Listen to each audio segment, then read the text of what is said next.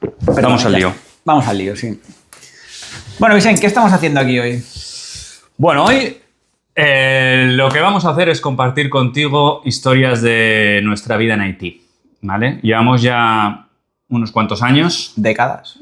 Sí, décadas. De hecho, estaba pensándolo el otro día. Igual si sumamos décadas. 4 décadas entre los dos. Sí, claro.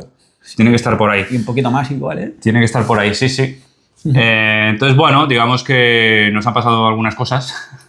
Algunas mejores que otras. Algunas mejores que otras. Y en todas prácticamente hemos intentado aprender, ¿vale? Entonces, bueno, queremos compartir contigo toda esta información, bueno, hasta donde lleguemos, donde nos dé tiempo hoy. Y ya está. Tenemos varios temas sobre los que queremos comentar y iremos fluyendo. Según nos interese profundizar más, exacto. Según veamos, profundizaremos más o menos. Totalmente. Así que nada, empezamos.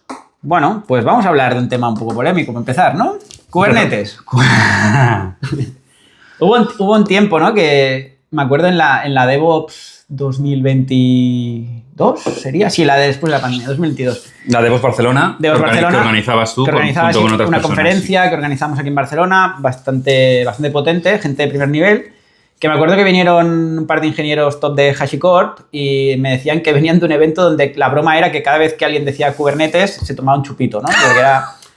Y no sé si pasó, pero seguramente la conferencia acabó complicada. Pero vaya, parece que por algún motivo entre todos nos hemos creído que eso es una buena elección y que es una tecnología que sirve para todo el mundo, y yo llevo años diciendo que a mí me ha ido muy bien porque me permitió pagarme una casa donde ya no vivo, pero en su día la pagué y me ha permitido ganarme la vida muy bien, pero que me sabe mal porque es que es una tecnología que sirve siendo muy generosos para el 1% de los casos, ¿no? Es una cosa que, bueno, Google montó una cosa un poco Google Style y luego se hizo un fork y eso es lo que ha acabado siendo Kubernetes. Pero claro, tu startup de página web y 4 colas y tal, bueno, si tienes colas, si necesitas, que seguramente ni eso, probablemente al principio no necesita Kubernetes, y es más, si estás montando eso, probablemente estás perdiendo tiempo y dinero y estás jodiendo a tu CEO, ¿no? Que es el que ha puesto la pasta. Estás jodiendo negocio, efectivamente. A los inversores o quien sea que haya puesto la pasta, claro, ¿no? Y al final, correcto. O incluso si la has puesto tú, te estás jodiendo a ti mismo. Puedes ser fundador técnico y haber puesto pasta, ¿no? También. Entonces, a ver, esto, claro, esta afirmación diréis, bueno, es gratuita. No, no es gratuita. O sea, Kubernetes es una solución tecnológica, primero, pensada no para cuando estés en la nube, sino para cuando estés en un data center. Porque en la nube, digamos que ya las propias máquinas virtuales te permiten separar de forma muy parecida, incluso mejor. Y realmente es que tiene una complejidad añadida que es que no vale la pena. O sea, para mí, vamos, entonces yo creo, sinceramente, que es probablemente el mayor error que ha hecho la industria en la última década, si no más. El hecho de, digamos, ponerlo como solución estándar. Sí, estoy de acuerdo contigo. Yo creo que lo que pasa, el gran problema de nuestra industria es que nos movemos por el curriculum driven development. Claro. ¿Vale? O sea, al final, la gente, típicamente, ¿no? La gente en la industria somos gente curiosa, que nos gusta probar cosas nuevas. Culo inquieto, ¿no? Culo inquieto, sí. Inquieto. Entonces, ¿qué pasa? Que, bueno, esto forma parte de nuestra forma de ser y no está mal. O sea, no está mal, ¿eh? No, de como hecho, concepto está genial. Nos ha llevado donde estamos. Esto nos ha llevado donde estamos, ¿no? Sí, por ejemplo, si lo comparas con un despacho de abogacía, ellos siguen haciendo copy-paste de los contratos y siguen operando casi como en los años 80. Nosotros hemos pasado de terminales monocromo a terminales con colorines, pasando por entornos de escritorio, ¿no? Entonces, bueno. Y ahora desde el móvil puedes programar también. Total. Bueno, claro, sí, a base de prompts y tal, y con prompt de voz, ¿no? Incluso. Sí, correcto. Yo ya lo he hecho alguna vez. Está bien, está bien. Sí. Entonces, bueno, el tema es este, ¿no? Que nos dejamos llevar mucho por las modas. Y parece últimamente que si no estás en Kubernetes no existes, ¿no? Es decir, o que lo estás haciendo mal. O que lo estás haciendo mal, exacto. Esa es peor. Sí, esto es en LinkedIn hay todo de gurús de he hecho esto, que dices, he montado un Postgre, ¿no? Ya vamos mal si una base de datos la pones en Kubernetes. Y no sé qué más. Y, por supuesto, lo he hecho en Kubernetes como autorreafirmándose. Dices, sí, claro, coño, y has instalado 17... Claro, ¿Dónde si no? 17 daemon sets, como estés en hierro, para buena suerte montando un harvester para el disco y que no se te quede pequeño el disco que has puesto. Ostras, no sé, chicos, una máquina virtual de toda la vida para base de datos creo que es bastante mejor opción, ¿eh? Y no pasa nada, o sea, pero bueno. Aquí voy a hacer un pequeño disclaimer porque sé que alguno que estéis escuchando esto y viéndonos aquí hablar, vais a decir, pero Kubernetes sí que sirve para mi caso, ¿vale? Lo dudo. Y digo, bueno, yo... No, puede ser. Hay casos en los que sí. Sí, y yo, ¿vale? Bueno, yo trabajo en varios sitios que sí que tenía sentido. ¿vale? Exacto. O sea, Esto es lo que queremos. Yo quiero aclararlo, ¿vale? Porque no, sé que después va a haber mucho hate al respecto. Sí. Entonces, sí, hay casos en los que Kubernetes tiene sentido, ¿vale? Pero, en nuestra experiencia, el 99% de los casos es absurdo y es un gasto de dinero que no te puedes permitir. Yo creo que la forma más fácil de saberlo es cuando realmente lo necesitas, te das cuenta de que lo necesitas. Si tienes dudas de si lo necesitas o vamos a ver porque esto ya escalará, no es el momento de ponerlo, seguramente. Correcto. Otra cosa no quiere decir que no hagas las cosas, digamos, enfocadas a que si algún día pasara, que lo necesitaras, ya tengas algo del trabajo hecho. Por ejemplo, desarrollar con Docker, porque al final, como Kubernetes orquesta contenedores, pues a lo mejor ya lo tienes containerizado, ¿no? Que tu aplicación esté containerizada seguramente es una buena idea desde el principio. Bueno, yo ahí también tengo mis reparos, pero si tu objetivo es que si escala aquello correrá en Kubernetes, digamos, no está mal, al contrario está bien, ya empezará así. A mí me gusta esta aproximación porque te obliga a que tu aplicación sea stateless. Claro. Desde el principio. Claro.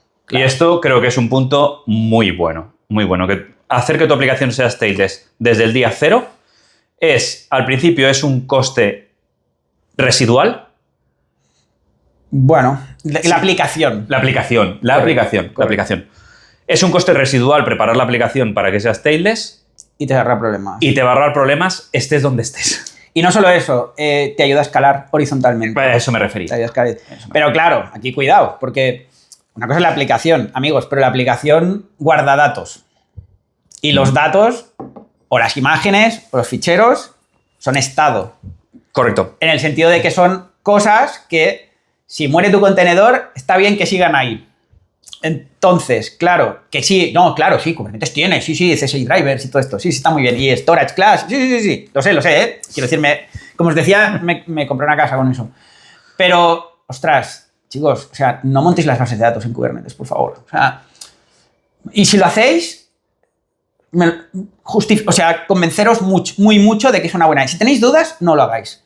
Si estáis en hierro montando una máquina virtual, si estáis en un cloud, usad un servicio gestionado, salvo que realmente tengáis un equipo o capacidad para hacer bien todos los backups y todas estas historietas que parecen muy fáciles, pero bueno, no es tan fácil. No es muy complicado, pero quizá si tu equipo es pequeño, no dediques tiempo a eso cuando está resuelto. Claro. Y dedícate a sacar features y a validar el negocio y no sé. Y a generar ingresos, que al final es de lo que se trata. Que claro. Estamos aquí para que la empresa gane dinero, sí, los empleados ganen dinero y la empresa no se hunda.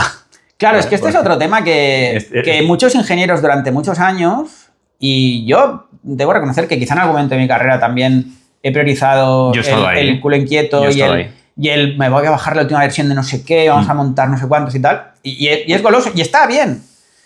Pero hay que recordar que llevamos ya un par de años donde se ha acabado el dinero gratis. No sabemos si va a volver ese momento de que hay dinero gratis, como ha habido durante quizá una década o incluso más. Y las empresas, pues, cada vez más exigen resultados.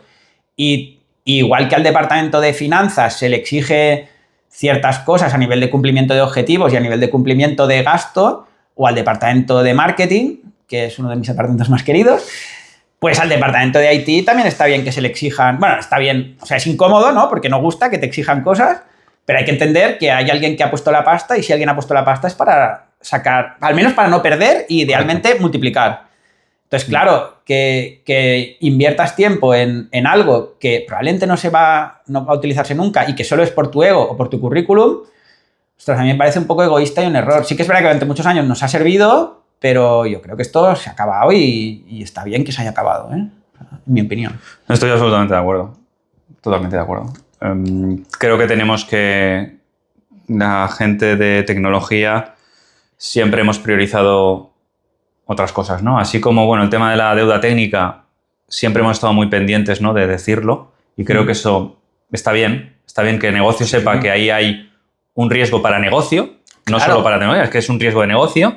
Yo creo que montar Kubernetes, montar Kubernetes también es otro riesgo para negocio. Total. Entonces, Te metes en un gasto claro. fijo al mes grande y en un gasto no solo fijo, sino recurrente que aumenta, en el sentido de que Tiene un coste basal. tiene un coste basal, pero tiene un coste de mantenimiento también, ¿no? Porque tú montas Kubernetes, pero ¿cuántos updates hay al año de versión? O sea, es que llevamos un ritmo que es que yo no sé si es sostenible. O sea, tienes que dedicar gente casi full time a estar pendiente de todo lo que va saliendo, de todo lo que van deprecando y de que... Y claro, como más componentes metas, como más crezca tu aplicación, más cosas tienes que actualizar cada 3, 4 o 6 meses. Sí. Y bueno, lo puedes postergar y alargar, pero se genera deuda técnica muy rápido también Muy a nivel rápido. de infraestructura. Y, a ver, la deuda técnica de infraestructura, vale, me diréis, no, pero subo la versión y suele funcionar. Bueno, yo he tenido problemitas de estos, ¿eh? Sí, podemos asumir que suele funcionar, pero el problema es no es cuando suele funcionar, el problema es cuando no funciona. Claro, ¿no? O sea, porque... que esto tiene un coste cuando no funciona. Y al final son más componentes, son más cosas que tienes que actualizar. Que, bueno, esto ahora después lo vamos a hilar con los microservicios. Porque bueno, pero hay parte que sí, parte que no. Pero bueno, sí. Entonces, ya no sé por dónde iba. Siempre sí, estábamos hablando de Kubernetes. De que... Sí, pero no sé qué es lo que quería decir. Pero bueno, es igual. Bueno. Es en la línea de lo que estábamos hablando, ¿vale? Sí, o sea, sí, no sí. hay... Entonces, en resumen, yo creo que montar Kubernetes a lo loco es un error. Creo que la industria tendría que hacer un poco de introspección de por qué hemos llegado hasta aquí. Hay bastantes pseudo gurús de estos que iban a conferencias con portátiles llenos de pegatinas, que esto, ligado con lo de que se acaba el dinero gratis, toda esta gente se ha quedado sin trabajo últimamente o han sido recolocados en otras. Los buenos han sido recolocados, los que no estamos buscando trabajo. Y muchos de los grandes gurús que vendían Kubernetes como la gran solución están renegando de ello públicamente o están diciendo que hay alternativas. Quizás es verdad, me diréis, bueno, vale, porque ahora están trabajando en AWS en Google Cloud y ahí les pagan por defender cosas como el Cloud Run o cosas como ECS, si me apuras, o cosas así, ¿no? Que son orquestadores o formas de correr Kubernetes, correr contenedores más ligeras. Es probable que haya una parte de la propia empresa incentivando, ¿no? Al menos a que no sean muy agnósticos, sino que vendan sus productos, 100%. Claro. Pero es que, o sea, ¿qué sentido tiene complicarte la vida cuando tienes alternativa para hacerlo más fácil? Es decir, entre montar un EKS o montar un ECS, es más rápido montar un ECS. Sin duda. Tienes contenedores igual. Y el mantenimiento es ridículo. Para mí es bastante más bajo, tienes que montar menos daemon sets, menos cosas que tienes que estar pendiente. Al final, el daemon DCS se va actualizando y... Transparente. Una cosa que hace muy bien AWS y que no hace Google Cloud es la retrocompatibilidad. O sea, entonces, bueno, según en qué cloud estés, claro, es que para mí, bueno, cada uno que decida, pero yo creo que en una era donde se está priorizando por fin el ser eficientes, creo que si la gente que consiga dar resultado con mayor eficiencia es la gente que no perderá su trabajo. La gente que siga siguiendo las moderneces, pues entre que la inteligencia artificial ya quitará algunos puestos de trabajo de programación y que las empresas cada vez más se les exige por parte de los inversores unos resultados mejores y más rápidos, bueno, perder tiempo los primeros meses de una startup en montar el Kubernetes es absurdo.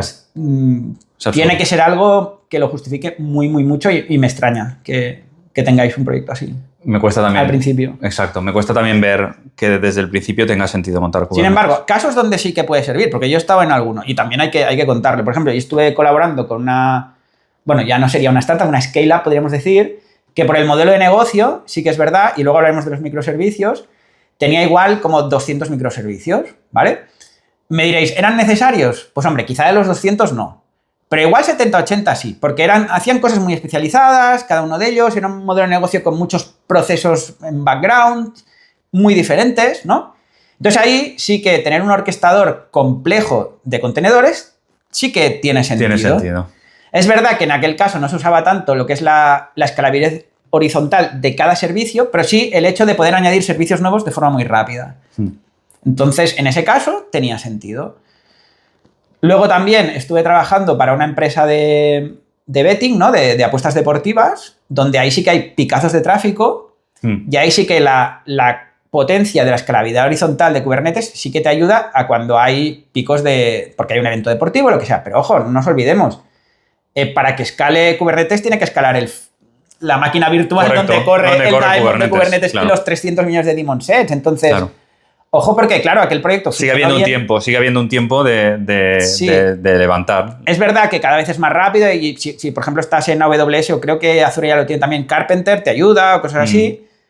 Pero bueno, si estás en hierro y tienes X hierro contratado, sí, tú pones Kubernetes, pero como no tengas hierro, out of resources y no tengo más, ¿sabes? O sea, que tampoco es que te garantice. Eso de que lo hacemos por escalabilidad tiene dimensiones. Y a ver, también hablaremos, nosotros hemos estado en empresas de videojuegos pre-Kubernetes donde escalábamos también, ¿eh? Esto es lo que iba a decir. Es decir, un poquito más lento, pero no muchísimo más lento. O sea, entonces, bueno. No mucho más lento, no.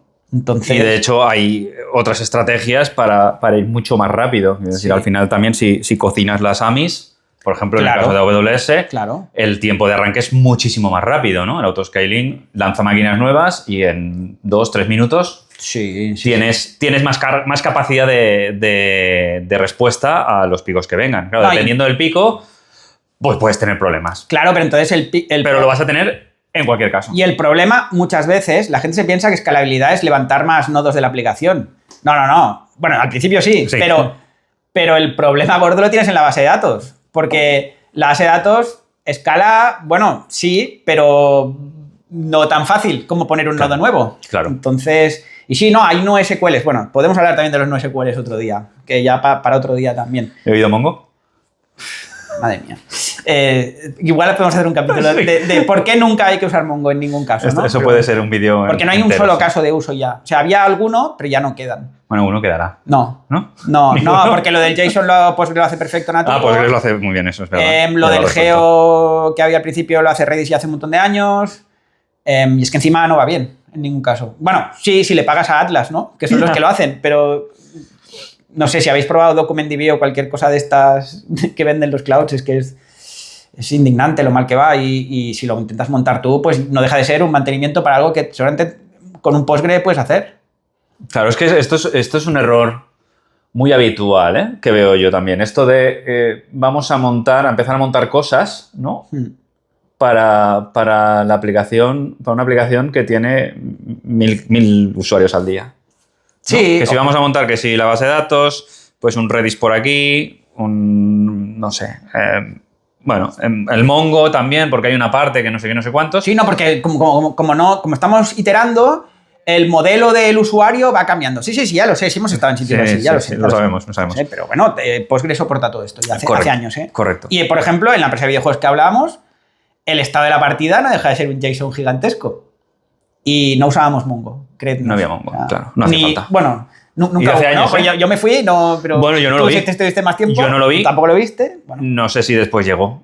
No lo sé. Me extrañaría. Hace años, ¿eh? Me extraña. Bueno, igual en algún momento lo han puesto, pero digamos que la gente que estuvo con nosotros me extrañaría mucho que hubieran optado por MongoDB para absolutamente ningún caso, ¿no? Entonces, claro. Sí, y al final es esto. Cuando empiezas un proyecto, olvídate de empezar a montar mil mierdas, ¿vale? Sí. Un Postgres y le enchufas todo ahí. Las sesiones, los ficheros no, pero incluso en un principio las colas las puedes usar ahí. Las colas las puedes usar ahí, todo. O sea, no empieces a montar bases de datos específicas porque esto te va a añadir un montón de carga cognitiva, un montón de complejidad operativa. No tiene sentido. Cuando empiezas, te vas a encontrar, o sea, va a haber un momento que vas a decir, ahora. No, ya, pero en ese momento es donde tienes que mirar si tienes bien puestos los índices de la base de datos, ¿vale? Justo. Porque seguramente todavía no es el momento. Es el momento de empezar a planificar, pero quizás es el momento de mirar a ver... Es un muy buen apunte, Sí, haciendo aquello tan bonito que es explain algunas bases de datos y ahora que es bastante fácil activar todo lo de que... Slow queries y demás, pues pones las slow queries y es muy probable que os hayáis dejado algún índice. Y no es porque seáis malos, es porque a veces es difícil o incluso... Porque pasa. El índice que pusisteis al principio, luego en el where le habéis tenido que meter un AND por otro campo y eso hace que escoja otro índice que no toca y el índice que habíais puesto ya no se usa porque el motor de la base de datos, la parte del query search engine no lo coge, por lo que sea, y hay que revisar y ya está. Y pensad que las NoSQL se crearon para los casos donde los SQL no servían. pero es que hasta 50 teras un Postgre va bien. Sí. Va bien.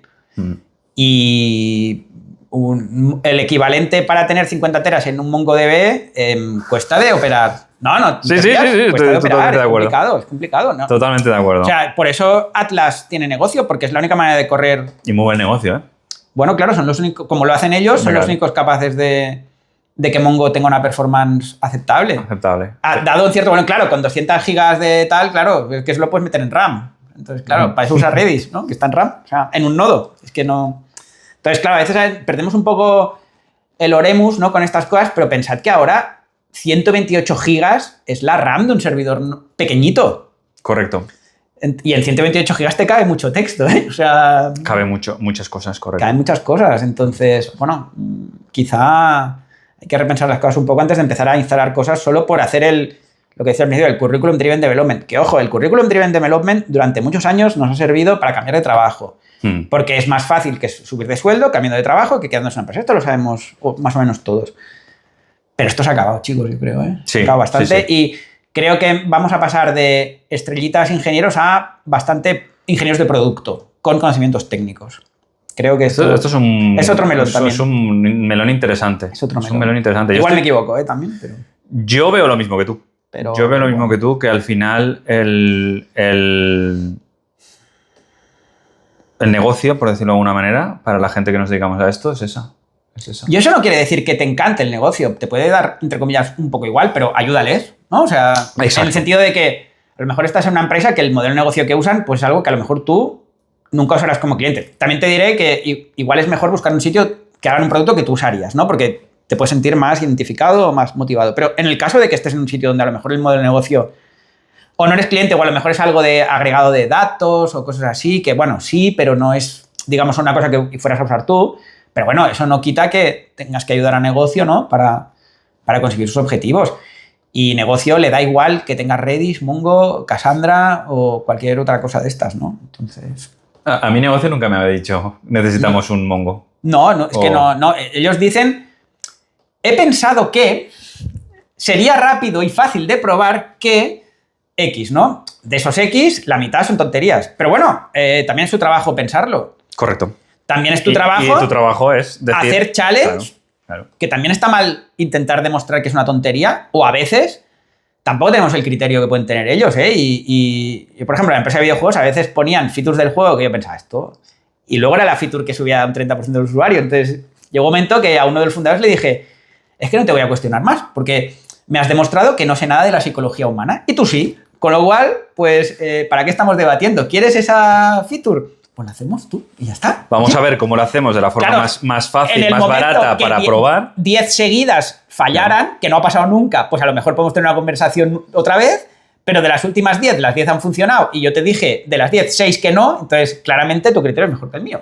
Para eso. Y sí, pero no, o sea, es un tema también de que yo creo que el challenge está bien. Claro que el challenge está bien y además...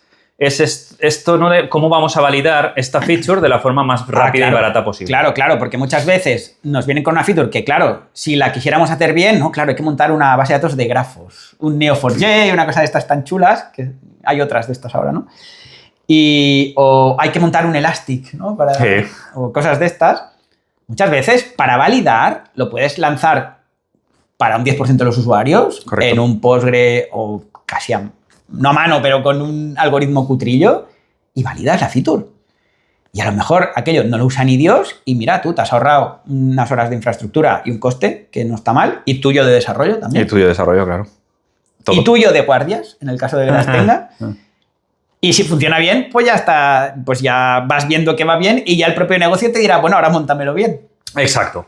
En el momento en que esté validado, eso está generando ingresos a la empresa, y se ve que tiene sentido, entonces ya pues lo terminas de montar bien para que aquello pues sea fiable, ¿no? Y permita ampliar al resto de los usuarios, ¿no? Claro. Y puedes hacer un deployment a usuarios progresivo y para ir probando, o sea, no es tan complicado hacer estas cosas. Y a veces se nos olvida que no hace falta montar una cosa nueva ya para todos, a ver qué pasa. Bueno, si eres muy pequeño sí, porque todos es 10 personas, pero... Claro. Esas 10 personas tampoco necesitas un NoSQL para, digamos, gestionar la feature para 10 personas, ¿no? Entonces, bueno, sí. Entonces, claro, esto de Kubernetes ha derivado un poco, pero bueno, es que todo está bastante relacionado. Es que está todo relacionado, claro. Está todo relacionado. Entonces, podemos hablar un poco de los microservicios también. Podemos hablar de microservicios, sí. Claro, esto de los microservicios... Mira, esto de los microservicios, yo he tenido idas y venidas con esto, ¿eh? Porque la idea de microservicios al principio me parecía un poco exagerada, luego la vi muy bien, luego la vi con dudas, luego creo que hemos abusado de los microservicios para pasar a nanoservicios, que son literalmente 2 funciones. Chicos, eso no es tiene hacer un microservicio. Igual no tiene O sea, sentido, ¿eh? Un microservicio que monta un endpoint HTTP para 2 endpoints y que los 2 endpoints son endpoints de dame las provincias y dame los países del mundo, que eso es un array en memoria, y diréis, oh sí, pero el otro hace unos años Sudán del Sur fue un país nuevo, ¿no? Es cierto, no, es cierto. Pero pensad que si... En cualquier caso, si hay un país nuevo, en algún sitio habrá que tocar. Claro, sea correcto. el array de código, o sea un insert en la base de datos, o sea actualizar el sistema para que se baje la librería locale o lo que fuera, ¿no? Entonces, y eso pasa, ¿cuántos estados nuevos aparecen en el mundo? Pues 1 cada 5 años, 6. Es verdad que cuando se disolvió la Unión Soviética más de golpe, pero bueno, que Sí, pero el problema claro. es el mismo, ¿no? O sea, Sí, pero claro, pero te pasó de golpe, ¿no? claro. Y provincias nuevas de España creo que no se van a hacer muchas más. No creo que... A corto plazo no parece. Quizá en algún momento las Canarias reclaman alguna soberanía o algo así, desaparece de la RAI más bien, pero más allá de eso no... Sí, no, no pinta. relacionado con esto, yo creo que los repositorios sin code están muy infravalorados. ¿Cómo? Pues justo lo que estás diciendo. Es decir, Vale. O sea, como En vez de ir- datasets en código, totalmente. claro, Sí. un típico repository, ¿no? Patrón repository, ¿no? Que puedes patrón. ir a varios sitios, ¿no? Correcto. Vas a la base de datos, puedes ir a una API o puedes ir donde sea, ¿no? Pues ese repositorio no tiene por qué ir a una base de datos muchas veces, ¿no? Este es un caso clarísimo. Claro, si son listas que cambian muy poquito en el tiempo... Es mucho más rápido y mucho más sencillo cambiarlo en el código Sí. que meter en una base de datos, que también vas a tener que hacer pruebas en ciertos casos, ¿no? Pues todos los países. Bueno, como mínimo la tendrás que mantener actualizada. Va a ser. La tendrás que mantener actualizada, exacto. Y al final, en la práctica, es poco probable que vayas a hacer un sistema de administración para añadir países nuevos. Quiero decir, al final Hombre, va a tener un técnico que hacer lo mismo. Claro, porque vas a hacer un CRUD ahí con todo el... No, pues esto es lo que me refiero. Claro, es que al final no vas a ganar nada teniendo todo eso en una base de datos y en un endpoint nuevo de un No, microservicio y nuevo. que es semi-gratis hacerlo. Pues, con la IA a día de hoy, sí, es semi-gratis, pero también es absurdo, ¿no? O sea, Sí. también hay muchas cosas gratis y que no tienen... Y no por eso las hacemos, correcto. Claro. Entonces, no sé, sí. Entonces, claro, yo creo que hemos abusado de los nanoservicios y eso añade una complejidad porque la gente piensa que la red no influye, ¿no? Que gratis, HTTP la red es gratis. rápido. Y sí, el protocolo de parseo del string del HTTP, porque no os engañéis, el HTTP es a un socket le llega mucho texto que hay que partir en cabeceras y body y ahí hay que parsear y eso es lo que te llega a la aplicación, ¿no? Claro, eso, el parseo de ese texto, aunque ya es un trabajo, porque eso se ha conseguido optimizar bastante con los años. Llevamos unos cuantos años con Bueno, Internet, entonces se ha optimizado bastante. Pero cuando tienes microservicios, muchas veces donde llamas no está en la misma máquina, digamos, física donde estás tú. Lo normal es que no esté, Lo si más algo es normal es que algo no más o esté. menos distribuido. claro. Entonces diréis, bueno, pero ¿qué latencia hay dentro de un data center? Bueno, pues igual hay algún milisegundo. Y no es porque el cable esté mal, es porque los switches Ok. a veces se calientan, porque la red se congestiona, porque la máquina donde está corriendo tal cosa está pasando un proceso de garbage collection, el sistema operativo está haciendo un journaling de algo. Bueno, la latencia es variable. Y hay latencia de red y hay latencia de la propia máquina aceptando la petición en su socket, ¿no? Sí. Y diréis, pero estos son milisegundos. Ya, pero ¿cuántas veces a lo mejor la aplicación llama con el ID de la provincia para sacar el texto? Pues igual miles de millones. Entonces, miles de millones de un milisegundo son muchos segundos. Son y muchos muchos segundos. segundos son minutos. Correcto. Y parece que no, pero con los saltos de red no son gratis. No son gratis, ¿no? Yo creo que es una de las lecciones importantes de este vídeo, ¿no? Los saltos de red no son gratis. Muchas veces no lo tenemos en cuenta, pero sí es clave. En mi opinión es clave. Sí. Y es uno de los grandes problemas de los microservicios. Y luego hay otros. O sea, los microservicios, por ejemplo, claro, desde la parte del... donde entra la primera petición de aplicación a las 2 primeras capas de microservicios, pues bueno, hay un salto de red, que ya es un Sí, doble sí, salto sí. de red. Pero imaginaros un caso donde tenéis a lo mejor 400 microservicios y para un dato de arriba hay que saltar a 4 microservicios hacia abajo, que esto, cuando se complica el espagueti de los microservicios, Esto pasa. esto pasa. Entonces, son 4 saltos de latencia, cada uno de ellos con su, digamos, percentil 99, que por más 9 que pongáis, no dejan de acumularse exponencialmente unos con otros. Exacto.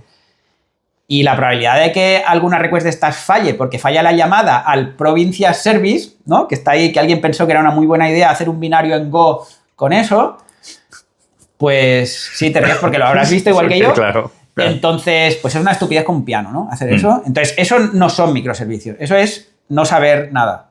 No sabe de arquitectura. No saber no saber nada. O sea, es no pensar realmente. O sea, sin embargo, ojo, los servicios un poquito grandes, con 10, 15 funcionalidades que además a lo mejor van muy bien para que si la aplicación la tienes en PHP o en Python, aquello lo haces en Go o en Java y va a toda hostia. Y tiene sentido que vaya... Y tiene sentido que vaya a toda hostia porque se le llama un montón.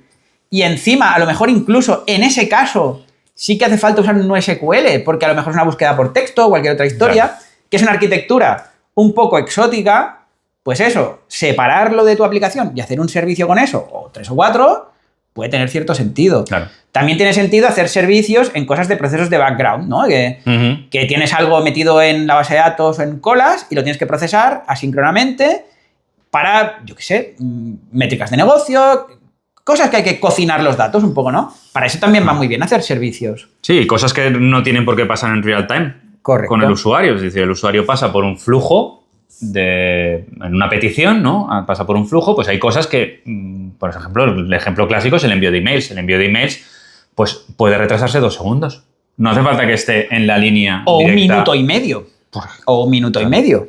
2 segundos era como el caso ya. Sí, más. sí, pero que es que Pero- pensad cuando registras en algún lado. A veces Claro. el mail tarda un poco. Lo normal es que llegue enseguida, pero a veces si hay mucha congestión, pues tarda un poco más. Y a Pero- veces tarda porque tarda Gmail en mostrártelo. También. Quiero decirte que tampoco no También. es que lo... ¿Sabes? O sea, entonces... El usuario no le pasa nada por esperarse medio minuto en que le llegue un email.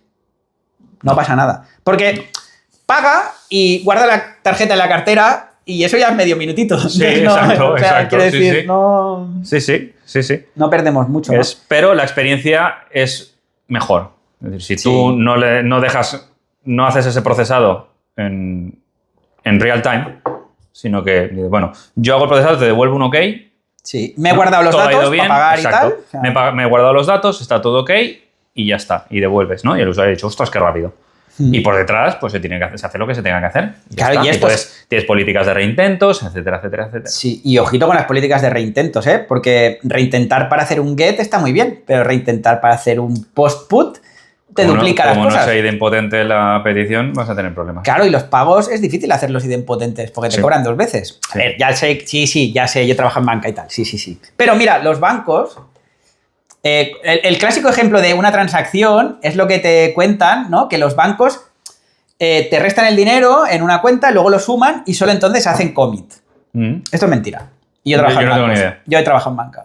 Vale. Y con COBOL y DB2, que es una base de datos que funciona muy bien a día de hoy todavía.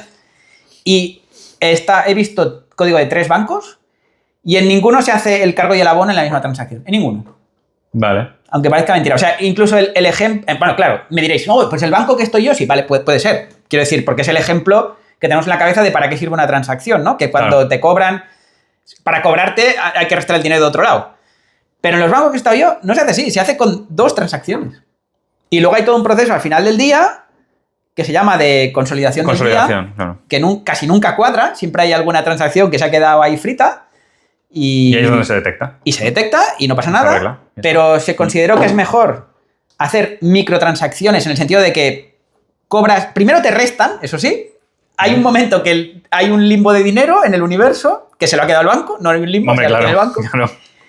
y lo puede invertir incluso en trading de high frequency, no entremos en eso tampoco. y al cabo de unos, normalmente, milisegundos, hay otra transacción que te llega a ti. Ya está. Bueno, al que recibe la pasta. Sí. Quien sea. Entonces, claro, la idempotencia que pasa en los microservicios, pues, bueno, es complicada de hacer muchas veces. En ciertos casos sí. Y bueno, todo esto, claro, y entonces, digamos que los microservicios que son de HTTP habría que minimizarlos lo máximo posible porque te genera un montón de problemas. Y lo que ahora se llaman microservicios en background es lo que llamamos crons de toda la vida. ¿No? Esto Linux lo tenía hace ya 40 años. Sí, bueno, correcto. cuando, Sí. No sé en qué día lo pusieron, pero yo tampoco, pero vaya. Igual no habíamos nacido la mayoría. Esto te iba a decir. Igual yo y no. no deja de ser un poco lo mismo, ¿no? Sofisticado, pero... Bueno, en Linux sí que había nacido yo. Cuando nació Linux yo ya había nacido. Sí, pues yo también, entonces. Claro, en Linux es del 91. Bueno, ya me refiero a los Unix. A Unix. Claro, Unix. Sí. Ya, es que no sé de dónde viene el cron. Esto es interesante, habrá que buscarlo. No tengo ni idea. Yo tampoco, pero... Pero bueno, que existía. O sea, ya estaba inventado correcto. antes de la moda de los microservicios, Correcto. ¿no? Entonces, microservicios no, pero nanoservicios no. Y muchos servicios HTTP en cascada, peligro. Hay que ir con cuidado, sí. No solo peligro, es que te condenas a Pero estrellar. al final, esto es... Mucha gente monta microservicios por varias razones. La primera es porque Netflix lo hace y yo quiero ser como Netflix. Y está bien, querer ser como Netflix. Yo también quiero ser Netflix. Porque tienes mala experiencia con los monolitos. Pero esto no lo vas a resolver con microservicios. O sea, si no sabes hacer un buen monolito modular, ¿Qué te hace pensar que vas a poder hacer otro, ¿no? O sea, una buena arquitectura de microservicios? Sí. Lo primero que tienes que atacar es la base. Vale. Y al final hay gente que también piensa, no, es que necesito escalar y para escalar necesito montar microservicios. Esto es una de las grandes mentiras de la historia. Hombre, es que hay muchísimos casos. Muchísimos casos, lo que pasa es que la gente parece que se les olvida, ¿eh? La gente es selectiva, claro. No, claro, porque sesgo. No, claro, siempre hablan del Netflix de turno, que es verdad que Netflix tiene una arquitectura de microservicios, o los bancos, neobancos, que muchos se han montado así en estructuras de microservicios, muy debatibles, y conozco a alguna gente de Wise y de Monzo y de otros sitios de mi época en Londres, que podríamos hablar mucho de eso, pero bueno. A otro día. A otro día también. Pero, claro, o sea, es que no...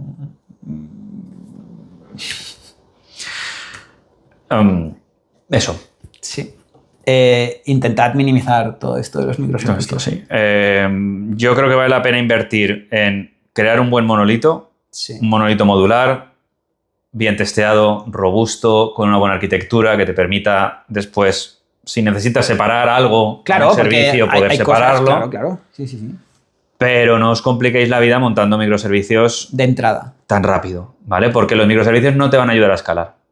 El problema no está ahí, ¿vale? No es un tema de microservicios. Los microservicios lo que resuelven es un problema de escalado de personas. Bueno, y en algún caso, en alguna funcionalidad muy concreta, usar un stack diferente sin comprometer lo otro. Pero esto no es microservicio, al final es un servicio. Claro. O sea, es que yo creo que el problema fue poner el micro por delante. No sé a quién se le ocurrió esto. A Netflix. Bueno, no lo sé si fue Netflix, pero yo creo que la primera vez que lo escuché fue Netflix. Claro, porque digamos que la gente cuando hablas de microservicios se piensa que tienen que ser micros. Y no, son servicios. O sea... Sí, pero puedes tener 3 servicios, 5 servicios, 10. No 10, los que sean, ¿no? Los que necesites. Sí, claro. Los que necesites, pero que sean los que necesites, no los que te apetece montar. No es, venga, ahora voy a montar aquí un microservicio de autenticación, monto otro microservicio de que me des por los países, no que debía ser tú el otro día, antes, no sé, o sea, quiero decir, seamos un poco, pensemos, ¿vale? Seamos un poco razonables y pensemos un poco en lo que es mejor para la empresa y para el negocio, porque claro, es que esta es otra, ojo, que la gente no se come su propia mierda. Bueno, pero que venimos de una época claro, donde...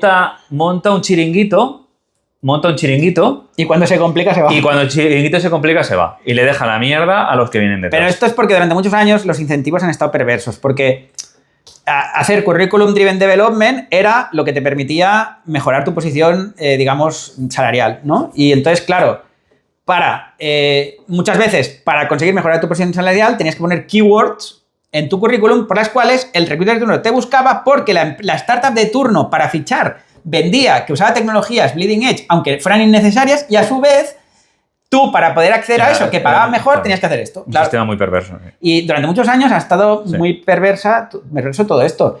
Y eso ha hecho que, es verdad que durante muchos años, la gente que montaba estos engendros del demonio imposibles de hacerlos funcionar, no sufrían las consecuencias. Claro. Y si hablas en privado con gente que tiene muchos tiros pegados siendo CTO o Head of Engineering y CEOs, COOs que, aunque no se cantan de tecnología, se han interesado por los problemas reales de tecnología Claro. y se han intentado asesorar por gente como nosotros de que les den, digamos, la verdad. Si no estuviera mal visto, hay mucha gente que estaría muy a favor de hacer un LinkedIn inverso donde rajar activamente de gente que les ha jodido la empresa por tonterías de estas. Guau, Y más de uno saldría retratado. Pero bueno, vivimos en una sociedad donde esto parece que está mal. Pues igual hay que cambiar esto. Es una idea de negocio si alguien lo quiere montar. Y no... Yo siempre he pensado que un LinkedIn inverso sería... Igual que hay los endorsements. No sé cuál es la palabra de anti-endorsement, pero de este tío me la lió. Sí. ¿No? Estaría bastante bien. Pero bueno. Sí, lo que pasa es que, claro, esto es un poco peligroso, ¿eh? Porque a veces la has liado y eres consciente, ¿sabes? Y Claro, puede pasar. que se te quede eso en el histórico así como... Ya. Es- Bueno, bueno, quiero decir- y los endorsements estos que son todos mentira, que te los hace Sí. tu amigo, eso también está Bueno, mal. sí, claro. Claro, sí, o sea, sí, sí. entonces... O lo de... La moda está aquí en España menos, pero en el mercado anglosajón siempre es, voy a llamar a alguien que ha sido tu jefe, tu compañero. Claro, y tú le dices a quién va a llamar. No va a llamar al que se ha enfadado contigo, ni a tu Claro. jefe si la has liado con él. Va a llamar Claro. a tu compi. Claro. O, ¿sabes? Claro, entonces todo esto Y esto está nunca lo he previsto. entendido mucho, ¿eh? Bueno, esto está estudiado, ¿eh? Esto, sí, es como que somos una profesión bastante inmadura en muchos sentidos y mucha de la gente que ha habido en la profesión estos años es bastante inmadura, entonces, cuando un fichaje va mal, como costaba mucho fichar a alguien, tanto de dinero como de tiempo, digamos que nadie quiere decir que no se tomaron el máximo de acciones posibles para validar que aquel fichaje estaba bien. Entonces, Para salvarse te el culo. intentas autojustificar añadiendo capas Y y capas. capas y fases y entrevistas y voy a pedir referencias y tal, cuando en Petit Comité todo el mundo se conoce. Barcelona no es tan grande y No, yo Silicon Valley no he vivido, pero yo he vivido en Londres y he estado en el ecosistema de ingeniería de Londres, que es bastante significativamente más grande que el de Barcelona. Y en Londres, chicos, también todo el mundo se conoce. Quizá no en público, pero en Petit Comité todo el mundo se conoce, ¿eh? Esto es súper importante contarlo, ¿eh? Que al final, cuando te mueves un poco... Sí, puedes liarla una vez, dos, a veces, y puedes liarla sin querer. Claro, Y no pasa nada. exacto. Pero si conscientemente estás constantemente intentando colar tu mierda de framework frontend, se acaba sabiendo esto. Sí, Se acaba sabiendo. sí. Y a la larga estás... Bueno, a la larga te encontrarás que, uy, es que llevo 6 meses buscando curro y nadie me llama. Nadie ve mi currículum. No, tu currículum lo han visto. Y el Ya nombre- han y el nombre hablado. también, La el gente ha nombre. hablado y pues ha habido feedback del que no ves. Del que no ves, claro. Y esto, cuidado, chicos, porque estas cosas durante algunos años han servido para prosperar en tus años iniciales y bueno, pero yo creo que este tiempo se ha acabado bastante y creo que está bien también que pase esto, ¿no? Sí. Porque muchas veces, bueno, hay gente que se ha lucrado mucho de esto, que está bien, porque los incentivos estaban mal, pero han estropeado también empresas, equipos técnicos, han frustrado a muchos juniors que han pensado que es normal que una aplicación se caiga cada día. O sea, yo monto cosas que no se caen. Alguna vez se cae, pero se cae porque el sistema operativo hay una garbage collection o porque Amazon se cae. Entonces, bueno, sí, claro, si falla el Route 53, pues yo confiaba que el DNS estuviera siempre ahí, pero... O por ataques, que esto también... Claro, y cada vez pasará más y tal, cada vez pasa efectivamente, más. y te puede pasar, pero que se caiga sin que no haya un agente externo, que mucha gente lo ha normalizado, Sí. y lo ha normalizado porque hay guardias pagadas, y entonces hacerte imprescindible, ser el héroe siempre parece que eres Hay importante. gente a la que le gusta, sí. Hay gente a la que le gusta. Y a veces negocio tampoco es capaz de entenderlo y te ve como el héroe, que también hay... Bueno, Sí. eso a veces pasa. Sí. Bueno, ha motivado que montemos infraestructuras muy complejas que se rompen y así parece que las arreglamos cuando en realidad No se es que no se tendría que caer. roto o sea, en las el cosas, primer... ¿no? Entonces, microservicios. Bueno, claro, y una cosa que no hemos dicho, monolitos, ¿no? Porque dirán, bueno, ¿y qué monolitos hay, no? Que funcionen. Nada, pues yo que sé, Privalia, por ejemplo, ¿no? O sea, un e-commerce que, bueno, ahora es Ben Privé, ¿no? Pero durante muchos años aquello era PHP con MySQL y Memcache, no ni siquiera Redis. Claro, hablamos de hace muchos años. Y aquello, pues yo hace 16 años, o sea, en el 2010, yo he visto ahí 15 pedidos por segundo. Y lo sabemos porque teníamos un dashboard que hacíamos F5, ¿no? Y veíamos las orders que iban subiendo, ¿no? Claro. Claro, entonces, si tienes un negocio con más de 15 pedidos por segundo, que los hay, ¿eh? Pues igual puedes plantearte que necesitas algún servicio. Shopify. Claro. Shopify es otro monolito. Sí, con esteroides y lo que quieras, pero no dejas un monolito que... Ojo, lo que mueve Shopify. Claro, te había dicho Privalia para luego ir al Privalia White Label. Y que igual hay más que no conocemos, ¿eh? Bueno, hombre, Twitter era Ruby on Rails, ¿no? Y eso no escala. ¿Es Rails? O lo había sido mucho tiempo. Puede ser. Facebook era PHP a pincho, pero era... O sea, me acuerdo que... Es que yo he estado cuando estaba en Londres, hicieron un meetup de DevOps ahí en las oficinas de Facebook y contaban que no usaban Git y tenían que usar Mercurial, porque era un monolito. Todo Facebook era un monolito. Sí que es verdad que, por lo que contaban, subían todo, aunque a lo mejor según el servicio que era, o el DNS que era, se activaban partes del código o no. Es como que había branch path que no. Pero claro, su repositorio era tan grande que Git no iba muy bien. Y en Mercurial eran de los pocos usuarios que quedaban grandes de Mercurial, que no sé si ahora ha cambiado, pero os hablo de hace, no sé, 10 años, 2015, sí, antes de que naciera mi hija, pues 2015. Y Facebook, hombre, no creo que tengáis mucho más tráfico que Facebook. Bueno, igual sí, ¿eh? Alguno habrá. Alguno habrá. Entonces, sí que es verdad que Netflix también tiene eso, pero, por ejemplo, tenemos otro ejemplo bastante más local, que es Filmin, que les conozco bastante bien. Nos conocemos. Tú también, es verdad, claro. Y conocemos gente que ha ido allí, sí, y ha pasado por allí. Y Filmin no es un monolito al uso, pero el core no deja de ser un Laravel con Postgre. No sé cuántos detalles podemos dar, pero vaya. Público, sí, ya, por eso te digo que no sé hasta dónde podemos llegar. Sí. Pero que sí. Y funciona bien. Y no corre en la nube, tú. ¿Sabías esto? Esto sí, claro. yo sí que lo sé. Claro. Yo sí que lo sé. No corre en la nube. Y con eso se ahorran mucha pasta. Y con eso se ahorran un pastizal. Pero mucha. Entonces, oye, Ricard, que tenemos mesa para comer. Bueno, pues seguimos luego, ¿no? Tenemos mesa para comer hace rato. Hostia, pues avisa, ¿no? Ahora aviso. Vale, no está. Pues nada. Luego seguimos, ¿no? Luego seguimos, sí, y si no, seguiremos otro día. Claro. Vale, nada. Si seguimos después, pues nos vemos dentro de un rato. No sé qué vamos a hacer después con el vídeo exactamente. Ya te lo encontrarás, ¿vale? Si no podemos seguir la temática esta y hacemos otro día diferente, pues mira, en algún sitio, cuando recibas este vídeo, de alguna manera vas a tener pues, nuestros datos de contacto por si quieres contarnos alguna cosa, quieres compartir alguna de estas experiencias, ¿no? Eres un fundador y sospechas que te la están colando. Esto también, efectivamente. Bueno, si crees que es interesante hablar con nosotros, tendrás los datos de contacto en algún sitio, ¿vale? Y si queréis rajar, a mí no me importa. Quiero decir, yo sé que lo que hemos dicho es la verdad.